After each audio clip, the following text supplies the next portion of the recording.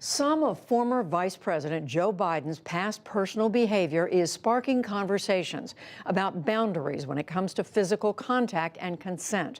They go beyond himself to questions about social norms that were once tolerated by many women, but may no longer be acceptable. To be clear, none of the public accusations about Mr. Biden's actions approach sexual assault or serious misconduct.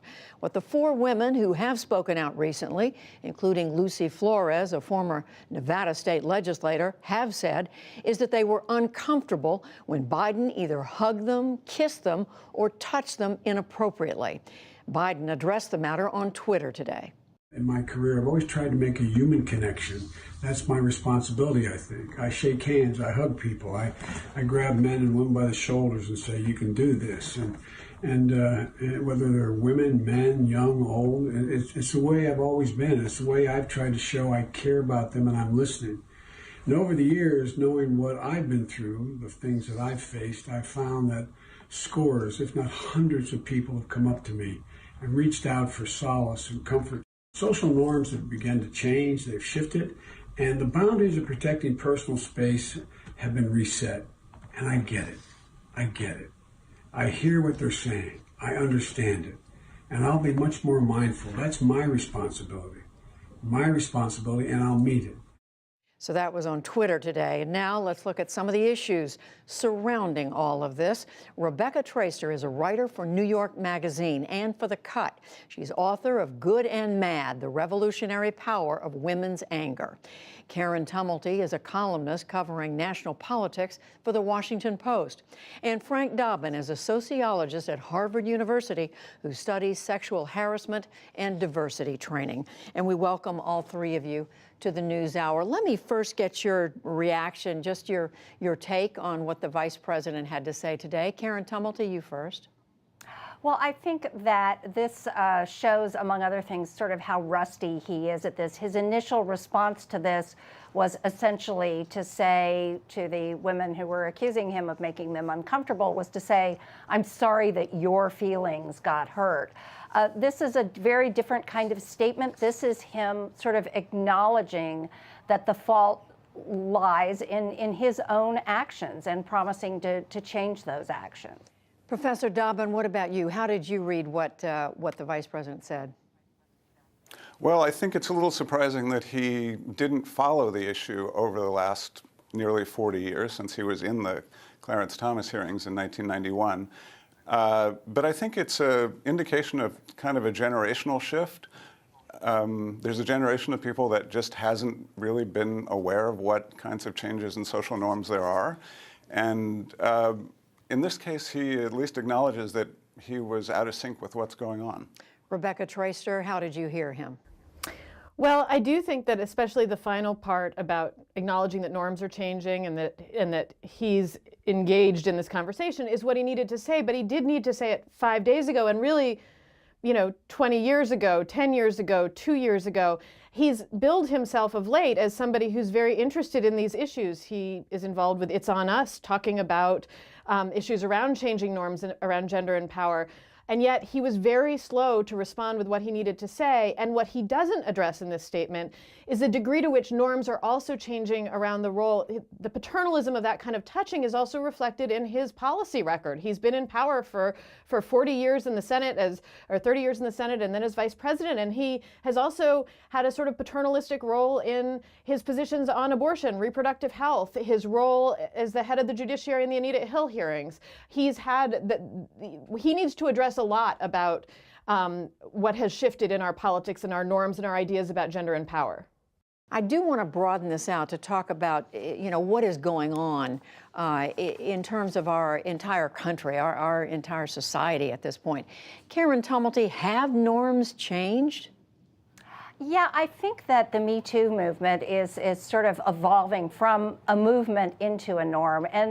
And by that, I mean, part of all of this is all of us understanding that when women come forward with these accounts, that we both give them the benefit of the doubt in their version of events, but also the benefit in the doubt of the validity of their feelings about it. But at the same time, I think we do have to recognize that not every offense carries the same degree of severity. And that, a lot of these just come from, behavior that is just clueless. And if the person who is, alleged to have committed these sort of understands the degree to which this behavior makes people uncomfortable, and is sensitive to that, I do think that there really ought to be a, path to redemption for lesser offenders, if it were. Well, I want to explore that, but I want to come back to what you said, Professor Dobbin. You talked about a generational shift. What did you mean by that? Well, there has been a change in norms since 1991 in the Clarence Thomas hearings. What we generally recognize explicitly as okay and as not okay has changed pretty dramatically. Things like trying to date someone at work. But this kind of behavior is, he would call it just emotional behavior. He would just call it part of the way he does his job. One of the things that I find disturbing is that we've undergone a pretty massive social experiment since the early 1990s. In 1991, at the time of the Clarence Thomas hearing, about 25% of medium and large companies had some kind of harassment training. Right. By the end of the 1990s, about 75% had some kind of harassment training. But if you look at reports of harassment and surveys of workplace harassment hasn't really declined very much in that time. So I think at the extreme ends of the continuum, when you think about what's okay and what's not okay, we know that sexual assault at work is widely viewed as not okay, and that trying to date an underling is persistently trying to date an underling is considered to be not okay. But a lot of the stuff in the middle, people haven't gotten the message about, and that's one of the reasons we still see high rates of harassment. Rebecca, how clear is it what is okay and what isn't okay right now in the workplace, in a public setting? Well, I think the question of clarity is a tough one, because when you're changing norms, you're literally changing the rules in the middle of a game, but there's no other real way to do it, right? So, and that's, I think when Professor Dobbin talked about the generational shift, you have people who were born in an era in which certain kinds of behavior were normalized before the term sexual harassment was even coined, which wasn't until 1975, which, by the way, is after Joe Biden was already elected to the Senate, which happened in 1972. So we are changing the ideas about what is permissible, and also the interrogation of what kind of power, the sort of access to women's bodies. What does it mean to be a powerful man who feels he can, what he sees as emotional connection, but winds up being uncomfortable physical touch with a woman who is his junior, but in his field, a peer. These women are, working with him, or other politicians.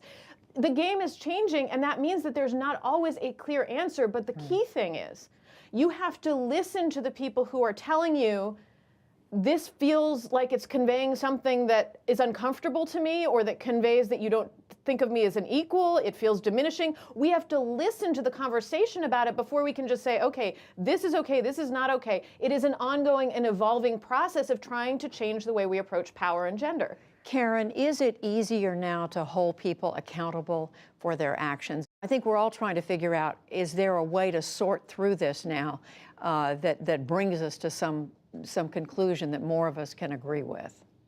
Oh, I think it is absolutely easier to have these conversations, and especially over the last year and a half, since we have seen so many brave women come forward in the Me Too movement and tell their stories and be believed. But, at the same time, you've had, the obvious comparison is, Donald Trump sits in the White House right now having boasted about, grabbing women by their genitals and being accused of actual sexual assault by a number of women. So it isn't like I think we have very, very clear standards at this point, but it is true that the conversation is happening, and that's a very welcome development. Professor Dobbin, where should people turn if they're looking for guidance on what's right? Where do they turn? Who do they look to? Well, the problem is the law isn't very clear about that. What court cases say is unwanted sexual contact or unwanted physical contact. But who's to say who wants it? I mean, obviously, in this case, Biden thought that he was being friendly in these cases.